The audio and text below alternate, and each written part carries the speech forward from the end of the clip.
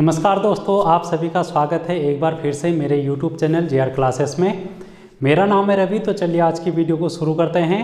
और आज हम बात करेंगे RO उत्तराखंड के मुख्य परीक्षा की बात।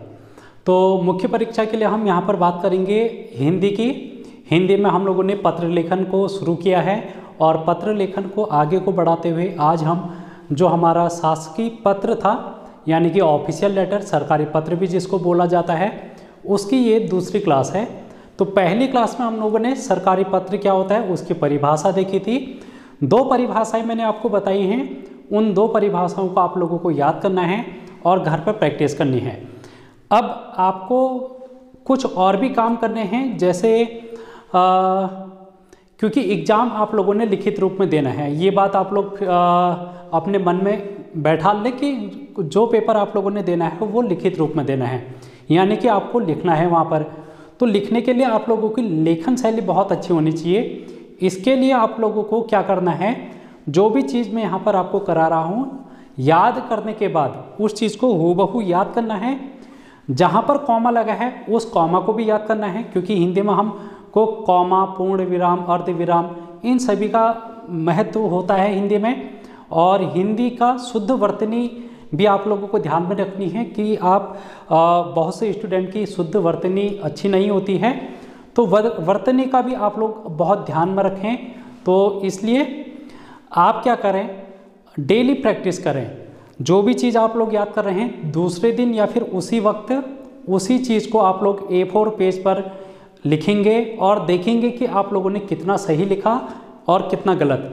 इस तरीके से आप लोग याद करते जाएंगे और लिखते जाएंगे।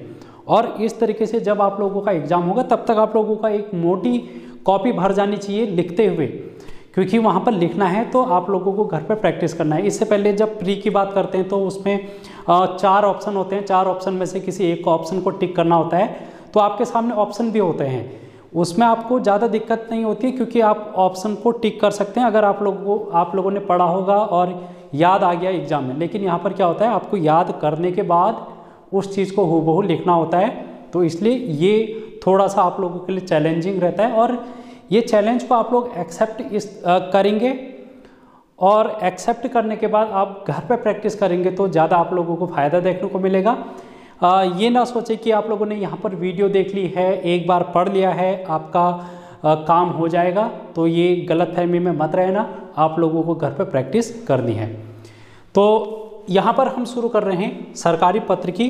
और मैंने आप लोगों से कहा कि अगर आप लोग लिख रहे हैं तो आप किस प्रकार से लिख रहे हैं A4 पेज में, वो टेलीग्राम चैनल पर आप लोग मेरे को भेज सकते हैं। वहाँ पर मैं देखूँगा कि कहीं आपकी कोई कमी लगेगी मुझे, तो मैं आप लोगों को वीडियो के माध्यम से ही बताऊँगा कि यहाँ पर ऐसे नहीं ऐसे किया जा सकता है। कहीं पर करेक्शन अगर करना होगा तो मैं वो कर सकता हूँ। तो इतनी हेल्प मैं आप लोगों को टेलीग्राम चैनल के माध्यम से भी कर सकता हूँ, बाकी वीडियो में तो आप लोगों को बता ही रहा हूँ। तो सरकारी पत्र, शासकीय पत्र जिसको कहा जाता है, इसके बारे में हम लोगों ने पिछली क्लास में परिभाषा देखी थी। परिभाषा मैंने 2 बताई हैं, 2 में से 2 की 2 याद करनी है। एग्जाम में जो याद आ जाए उसको कर लेना, दोनों की 2 ठीक है, मतलब दोनों अच्छी परिभाषाएँ हैं, आप लोग उनको कर लेंगे। अब हम बात करते हैं सरकारी पत्र में, थोड़ा सा आगे को बढ़ेंगे। इसमें महत्व और प्रयोग, इसकी विशेषताओं के बारे में आज बात करेंगे। लेकिन जैसे मैंने आप लोगों से कहा कि इसमें आप लोगों को हिंदी इंग्लिश के वर्ड मीनिंग भी आप लोगों से पूछी जा रही है। हिंदी शब्दों का अंग्रेजी रूपांतरण और अंग्रेजी शब्दों का हिंदी रूपांतरण भी पूछा जाएगा। और ये इसलिए पूछा जाएगा क्योंकि वहाँ पर जो हिंदी पत्राचार होगा वहाँ पर हिंदी शब्द होंगे। अब हिंदी शब्द आप लोगों को पत्राचार वाली हिंदी बहुत कम आ पाती है, क्योंकि वहाँ पर शब्द में बहुत कुछ छिपा रहता है, उनका अर्थ बहुत अलग होता है। तो इसलिए आप लोगों को उन चीज़ों को अंग्रेजी में भी याद करना है कि इसका मतलब ये होता है, तभी तो आप लोग पत्र पढ़ेंगे तो समझ में आएगा कि किसकी मीनिंग क्या है। अन्यथा आप लोग तो जो उसके पत्राचार में शब्द हैं उन्हीं से परिचित नहीं हो पाएंगे। इसलिए ये वाला पोर्शन रखा गया है कि हिंदी से अंग्रेजी रूपांतरण। तो मैं कुछ शब्द डेली आप लोगों को करा रहा हूँ। पहली क्लास में मैंने 4 शब्द कराए थे, तो आज 5वां शब्द आपके सामने है संशोधन। संशोधन का अंग्रेजी रूपांतरण क्या होता है ये आप लोगों को पता होना चाहिए। इसको हम बोलते हैं अमेंडमेंट। क्या बोलते हैं? अमेंडमेंट। अब ये भी आप लोगों को ध्यान में रखना है कि स्पेलिंग भी आप लोगों को आनी चाहिए। अब ऐसा नहीं कि आप लोगों ने स्पेलिंग मिस्टेक कर दी, अंग्रेजी की स्पेलिंग भी आप लोगों को आनी चाहिए और हिंदी में किस प्रकार से लिखा जाता है ये भी आप लोगों को वर्तनी आनी चाहिए। अब आपसे पूछा जाएगा कि अमेंडमेंट का हिंदी रूपांतरण क्या है, तो ये दोनों चीज़ आप लोग यहाँ पर ध्यान में रखेंगे। अधिसूचना की अगर हम बात करेंगे, अधिसूचना तो इसको हम बोलते हैं नोटिफिकेशन, इसको हम क्या बोलते हैं, नोटिफिकेशन। तो नोटिफिकेशन इसको बोला जाता है। अब अगला है हमारे पास संलग्न, तो संलग्न को हम बोलते हैं इनक्लोज्ड, क्या बोलते हैं, इनक्लोज्ड, ठीक है। अब हमारे पास है प्रशंसा पत्र, तो इसको टेस्टिमोनियल बोला जाता है, इसको क्या बोला जाता है, टेस्टिमोनियल, ये टेस्टिमोनियल हो गया। अब हमारे पास अगला शब्द है परंतुक, परंतुक को यहाँ पर प्रोविजो बोला जाता है, क्या बोला जाता है, प्रोविजो। तो प्रोविजो आप लोगों को ध्यान में रखना है। तो इस प्रकार आज के ये महत्वपूर्ण 5 शब्द होते हैं। इसके बाद नेक्स्ट क्लास में हम कुछ और शब्दों को देखेंगे। तो आज की क्लास में शब्द अर्थ तो आप लोगों के हो गए हैं। अब हम बात करेंगे अपने सरकारी पत्र में। तो सरकारी पत्र को आगे को बढ़ाते हुए आप लोग हेडिंग लिखेंगे और किस प्रकार से लिखना है ये सारी बातें मैंने पिछली क्लास में आप लोगों को बता रखी हैं कि कैसे आप लोगों को इन चीज़ों को लिखना है, समझना है, ठीक है। तो आज आप लिखेंगे यहाँ पर सरकारी पत्र में जो हमारी हेडिंग रहेगी, महत्व एवं प्रयोग, महत्व एवं प्रयोग करके आप अपनी हेडिंग लिखेंगे, ठीक है दोस्तों, महत्व एवं प्रयोग। अब यहाँ पर हिंदी वर्तनी आप लोगों को बहुत ध्यान में रखनी है। तो महत्व कैसे लिखा जाता है, इसमें भी बच्चे कंफ्यूज होते हैं शुद्ध वर्तनी में। तो आप लोगों को इन सभी चीज़ों को ध्यान में रखना है। हिंदी में एक एक चीज़ आप लोगों के लिए काफ़ी ध्यान देने योग्य है इसमें। तो महत्व एवं प्रयोग की बात अगर हम करेंगे तो पॉइंट डाल के लिखेंगे। इसमें हम कुछ 4-5 महत्व और प्रयोग इसके बताएंगे। तो उन महत्व और प्रयोग का आप लोगों को हूबहू ऐसे ही लिखना है, पॉइंट वाइज करके। तो सबसे पहले आप लोग लिखेंगे इस प्रारूप का प्रयोग, इस प्रारूप का प्रयोग सबसे अधिक होता है, सबसे अधिक होता है। हो सकता है आप लोगों को मेरी लिखने की थोड़ी स्पीड कम लगे, लेकिन आप लोग इसको थोड़ा फास्ट भी कर सकते हैं क्योंकि आपके यूट्यूब पर ऑप्शन होता है फास्ट करने का, तो वहाँ पर भी आप लोगों को दिक्कत नहीं होनी चाहिए। तो इस प्रारूप का प्रयोग सर्वाधिक होता है, ये पहला आप लोगों को यहाँ पर ध्यान में रखना है। अब हमको दूसरा यहाँ पर अगर देखें, इसका दूसरा प्रयोग, एक देश की सरकार, एक देश की सरकार द्वारा दूसरे देश की सरकार के साथ पत्राचार में। अब ये सेकंड पॉइंट देखो, जब एक देश की सरकार जैसे भारत सरकार है और अमेरिका की सरकार है, दोनों के बीच अगर कोई भी वार्ता होती है तो वो पत्राचार के माध्यम से होगी। तो यहाँ पर ये सरकारी पत्र का एक प्रारूप महत्व और प्रयोग है कि हम क्या करेंगे, एक देश की सरकार द्वारा दूसरे देश की सरकार के साथ जो भी पत्राचार प्रयोग किए जाते हैं वो सरकारी पत्र के रूप में किए जाते हैं। तो ये इसका एक क्या हो गया, प्रयोग हो गया। केंद्र सरकार द्वारा राज्य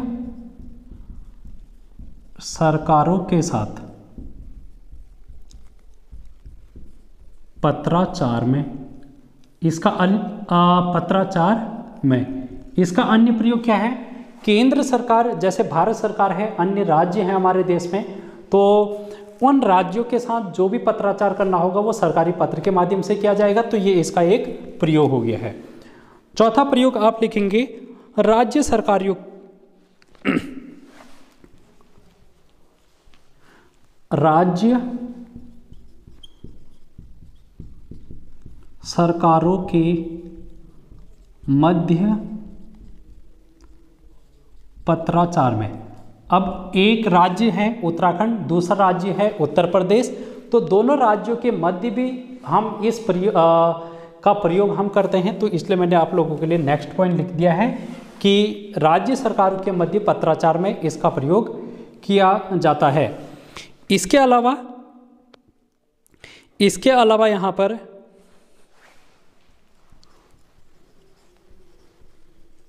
अधीनस्थ कार्यालयों को शासन के आदेश से अवगत कराने एवं उनसे सूचना मंगाने हेतु। अब यहाँ पर हम देखेंगे नेक्स्ट पॉइंट, अधीनस्थ कार्यालयों को शासन के आदेश से अवगत कराने एवं उनसे सूचना मंगाने हेतु भी इसका प्रयोग किया जाता है। जैसे कोई एक बॉडी है, ठीक है, सचिवालय है, तो सचिवालय एक अपर कार्यालय हो गया, उच्च कार्यालय होगा। वो क्या करेगा, जो उसके नीचे कार्यरत कार्यालय होंगे उनसे उनको शासन के आदेश से अवगत कराएगा कि शासन के ये आदेश हैं, ये निर्णय हैं, ये दिशा निर्देश हैं, आप इस पर काम करिए।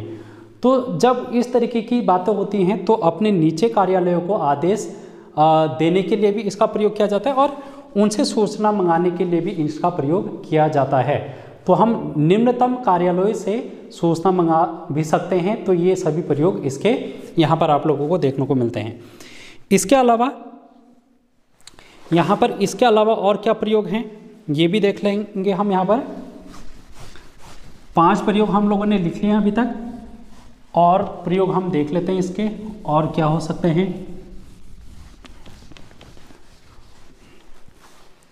और प्रयोग में आप लोग लिखेंगे यहाँ पर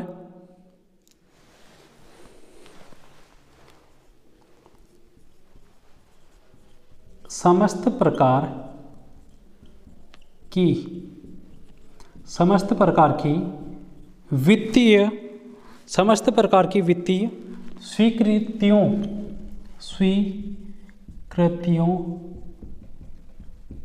को जारी करने में,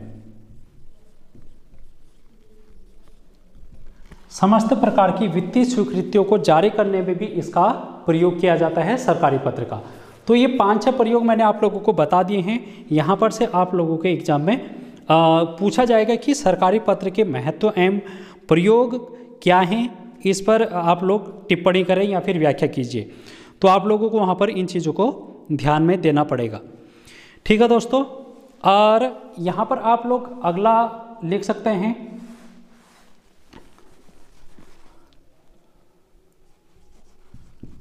विभिन्न विभागों के मध्य पत्राचार में। विभिन्न विभागों के मध्य पत्राचार में जो भी विभाग है, एक खाद्य विभाग है, दूसरा वन विभाग है, तो इनके मध्य भी अगर कोई पत्राचार हो रहा है तो हम ये सरकारी पत्र का प्रयोग करेंगे। तो विभिन्न विभागों के मध्य पत्राचार में इसका प्रयोग होता है। या अब अन्य एक प्रयोग और लिख सकते हैं, विभिन्न कार्यालयों के मध्य पत्राचार में। विभिन्न कार्यालयों के मध्य पत्राचार में भी इसका प्रयोग किया जाता है।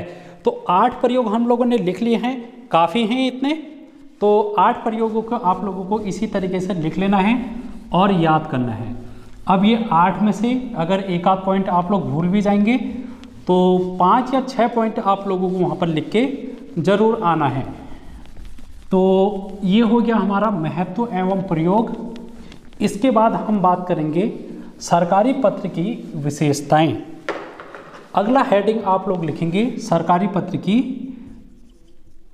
विशेषताएं। तो सरकारी पत्र की क्या विशेषताएं होती हैं इसके बारे में भी हम लोग लिखेंगे। और पहला पॉइंट आप लोग लिखेंगे सरकारी पत्र की विशेषताओं में। सरकारी पत्र की विशेषताओं में आप लोग लिखेंगे तो यहाँ पर आप लोग लिखेंगे शासकीय पत्र पूर्णतः औपचारिक होते हैं।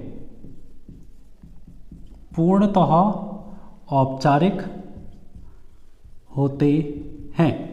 क्या कहा मैंने कि सरकारी पत्र पूर्णतः औपचारिक होते हैं। इसमें व्यक्तिगत बातों का उल्लेख नहीं होता। ये इंपॉर्टेंट पॉइंट है। अब आप लोगों ने इसकी पहली विशेषता देखी कि सरकारी पत्र पूर्णतः औपचारिक होते हैं, यानी कि ऑफिशियल लेटर होते हैं ये। अब इसमें व्यक्तिगत बातों का उल्लेख नहीं होता। आप लोग किसी के हालचाल नहीं पूछ सकते इसमें। अगर आप किसी सरकारी पत्र को प्रेषित कर रहे हैं एक कार्यालय से दूसरे कार्यालय में, एक विभाग से दूसरे विभाग में, तो आप लोग वहाँ पर पर्सनल चीज़ें नहीं पूछ सकते कि यार आज खाना क्या खाया, ठीक है, डिनर पर क्या है, ये सारी चीज़ें आप लोग नहीं पूछ सकते।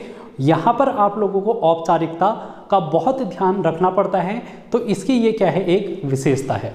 तो विशेषता क्या है इसकी कि ये एक औपचारिक होते हैं, इसमें व्यक्तिगत बातों का उल्लेख नहीं होता है। यह पत्र एक निश्चित सांचे में, या फिर आप लोग इसको एक निश्चित प्रारूप में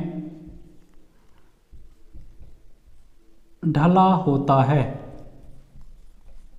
ठीक है, ये क्या है, एक निश्चित प्रारूप होता है, इसका निश्चित सांचा होता है। और इस प्रारूप को हम देखेंगे कि इसका प्रारूप क्या है। यानी कि जैसे आप लोगों को प्रेषक कहाँ पर लिखना है, सेवा में कहाँ पर लिखना है, विषय कहाँ पर लिखना है, भवदीय कहाँ पर लिखना है, उसमें पत्रांक संख्या कहाँ पर लिखनी है, उसमें एड्रेस कहाँ पर लिखना है। तो ये एक निश्चित सांचा होता है जिस सांचे में हम लोगों को इस पत्र को लिखना होता है।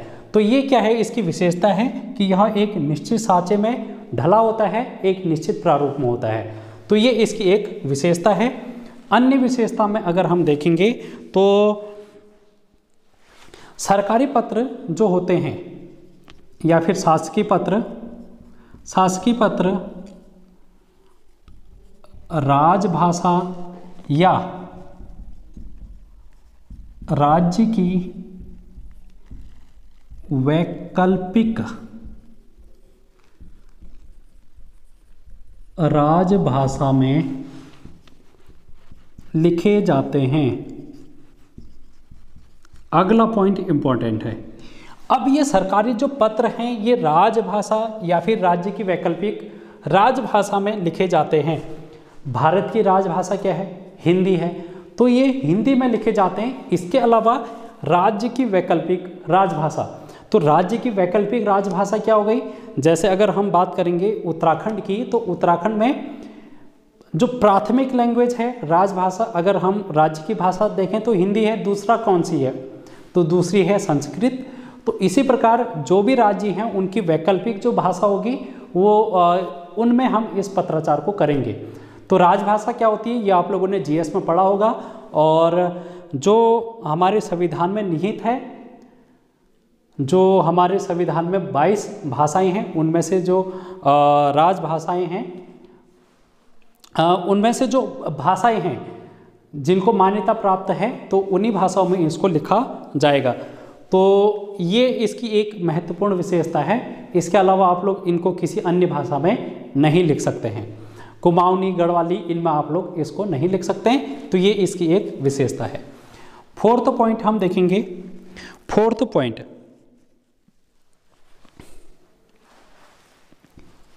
ये सदैव अन्य पुरुष शैली में लिखे जाते हैं, लिखे जाते हैं। इसका क्या मतलब है? ये जो सरकारी पत्र होते हैं ये अन्य पुरुष शैली में लिखे जाते हैं। जैसे हम लोगों ने शैली आप लोगों ने पढ़ा होगा, उत्तम पुरुष शैली, मध्यम पुरुष शैली और अन्य पुरुष शैली। उत्तम पुरुष शैली में हम अपने लिए शब्दों का प्रयोग करते हैं, जैसे मैं, ठीक है, और मध्यम के लिए हम बात करते हैं तू, तुम। तो हम यहाँ पर मैं जैसे शब्दों का प्रयोग नहीं करते, इसमें हम तू या तुम शब्द का प्रयोग नहीं करते, बल्कि इसमें हम अन्य पुरुष शैली का प्रयोग करते हैं। और ये बात आप लोगों को ध्यान में रखनी है। तो इसमें हम जो हम एक फ्रेंडली नेचर में बात करते हैं, उस व्यवहार में हम लोगों को बात नहीं करनी पड़ेगी। इसमें हम लोगों को एक आदर्श सूचक शब्दों का प्रयोग करना पड़ेगा जो अन्य पुरुष शैली में होते हैं। तो ये आप लोगों को ध्यान में रखना है, ये इसकी एक अन्य विशेषता है। पांचवा पॉइंट आप लोग लिखेंगे यहां पर,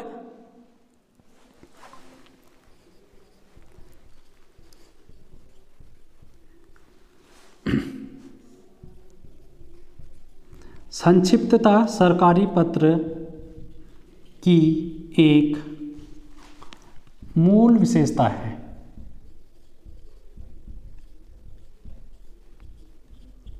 अगला पॉइंट क्या लिखा मैंने? संक्षिप्तता सरकारी पत्र की एक मूल विशेषता है।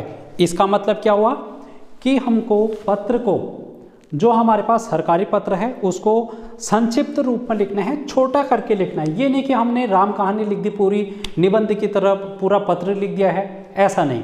हमको जो इसका ये प्रारूप है, उस प्रारूप पर अपने शब्दों को सजो कर लिखना है, और जो भी शब्द हैं उनको बहुत खोल के नहीं लिखना है, बल्कि संक्षिप्त करके लिखना है। तो यही इसकी क्या है, एक मूल विशेषता है जो हम लोगों ने देखा। यहाँ पर 5 विशेषताएं हम लोगों ने देख ली हैं। इसके बाद और लिखेंगे हम, आप लोग इसका स्क्रीनशॉट तो लेंगे ही, और अपने A4 पेज में जो आप लोग लिख रहे हैं वहाँ पर भी आप लोग इसको नोट डाउन करेंगे और याद करेंगे। और याद करने के बाद आप लोग अपने मन से लिखकर टेलीग्राम चैनल पर भेजेंगे, तो वहाँ पर आप लोगों को मैं देखूंगा कि किस प्रकार आप लोग लिख रहे हैं। इसके अलावा यहाँ पर छठा पॉइंट, सरकारी पत्र की सामग्री या फिर विषय वस्तु कहें, सामग्री या फिर विषय वस्तु की अगर हम बात करें तो बिल्कुल तथ्यपरक होती है, बिल्कुल तथ्यपरक, सहज होती है और शुद्ध होती है और स्पष्ट होती है।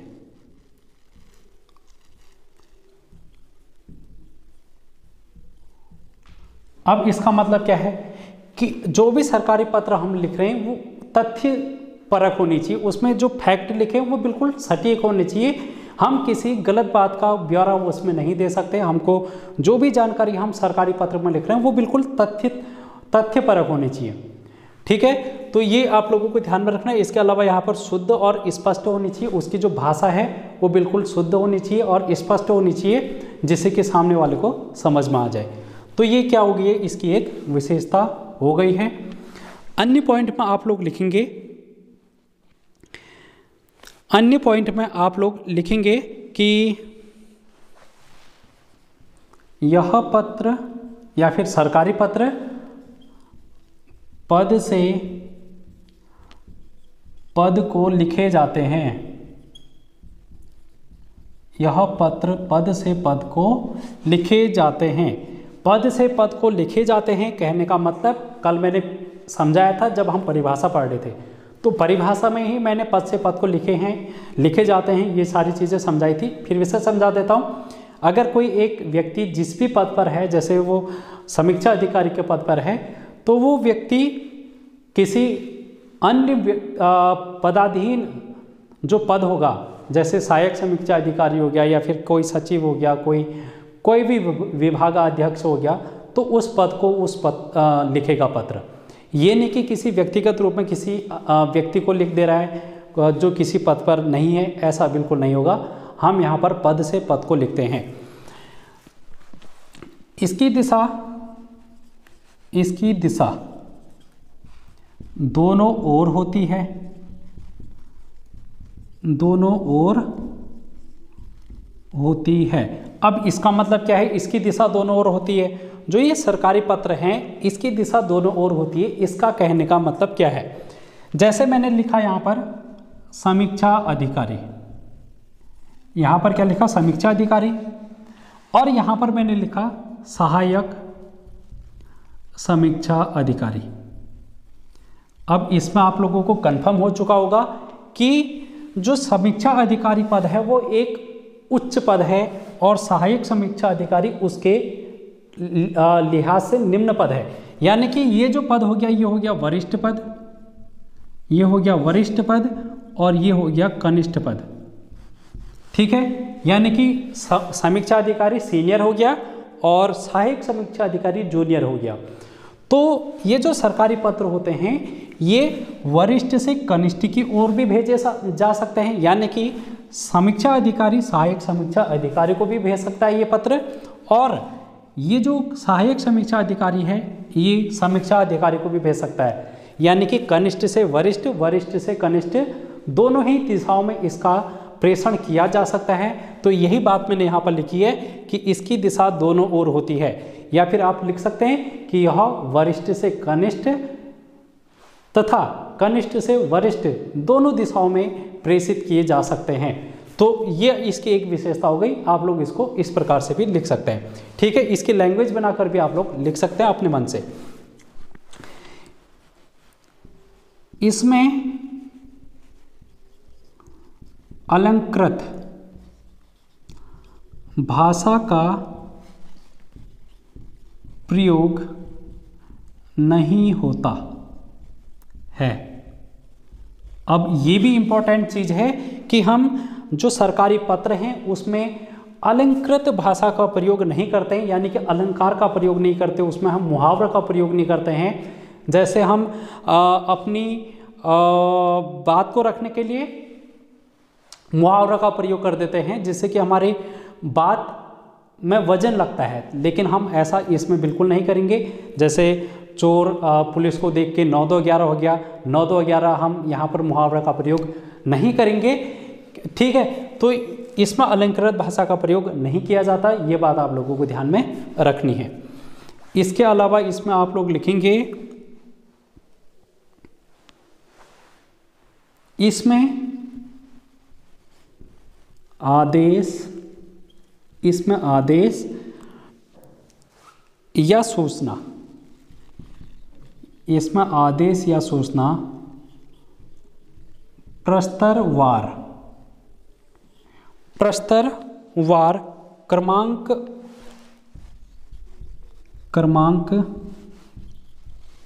अंकित करते हुए लिखा जाता है।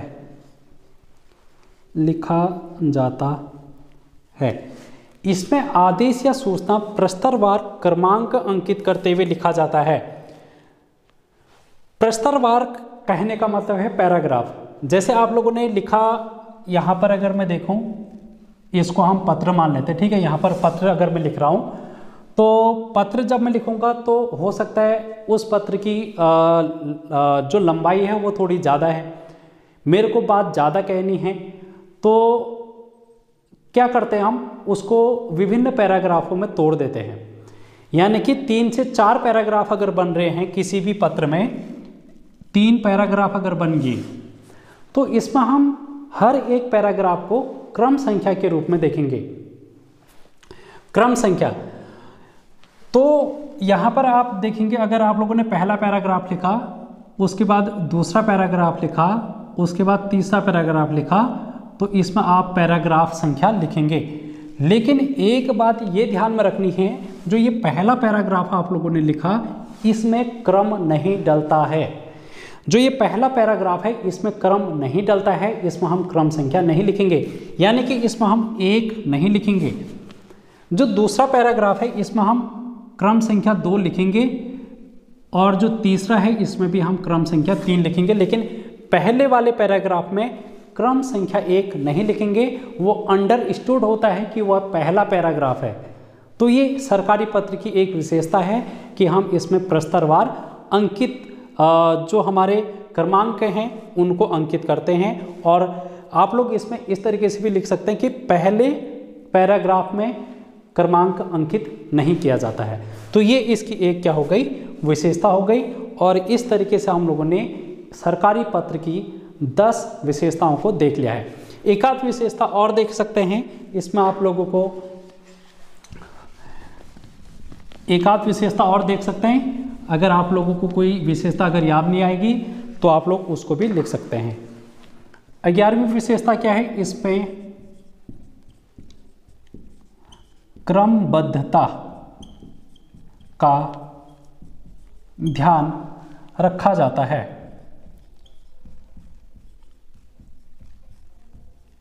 इसका मतलब क्या है, क्रमबद्धता का ध्यान रखने का मतलब जो भी बात आप कर रहे हैं वो ऐसा नहीं कि कोई बात आप लोगों ने पहले बोली फिर लास्ट की बात पहले बोल दी, ऐसा नहीं। उसका एक क्रम होना चाहिए। जो भी आप पत्राचार में बातें लिखना चाह रहे हैं उसमें पहले एक, फिर दूसरी बात, फिर तीसरी बात, इस तरीके से क्रमबद्ध तरीके से होनी चाहिए। तो इसमें क्रमबद्धता का ध्यान रखा जाता है, ये भी एक इसकी विशेषता है। तो इस प्रकार से हम लोगों ने आज की वीडियो में इसके सरकारी पत्र के महत्व और प्रयोग देखा, इसकी विशेषताएं देखी। तो आधा यहाँ पर हमारा हो चुका है सरकारी पत्र। अगली वीडियो में हम बात करेंगे सरकारी पत्र का प्रारूप। विशेषताओं की जगह हम क्या करेंगे, अब प्रारूप करेंगे, फॉर्मेट देखेंगे कि सरकारी पत्र लिखा कैसे जाता है। अभी तक तो हम लोग इसके विशेषताएं, प्रयोग, महत्व के बारे में बात कर रहे थे, परिभाषा के बारे में। अगली वीडियो में आप लोगों को बिल्कुल सरकारी पत्र को मैं आप लोगों को कराने वाला हूं, जिसमें हम सारी चीज़ें देखेंगे कि सरकारी पत्र का सांचा कैसा होता है। तो वीडियो कैसी लगी कमेंट बॉक्स में ज़रूर बताना, और ज़्यादा से ज़्यादा लोगों तक शेयर करने की कोशिश करना। और टेलीग्राम चैनल से भी जुड़ जाना, वहाँ पर आप लोग कुछ भी पूछ सकते हैं अपने डाउट्स। और ये जो सारी चीज़ें मैं लिखा रहा हूँ इनको आप लोग A4 पेज पर लिख के मेरे को भेज सकते हैं, जिससे मैं आप लोगों का लेखन शैली का परीक्षण कर सकूं। तो आज की वीडियो में इतना ही, नेक्स्ट वीडियो में मिलेंगे, तब तक बने रहना। Thank you so much.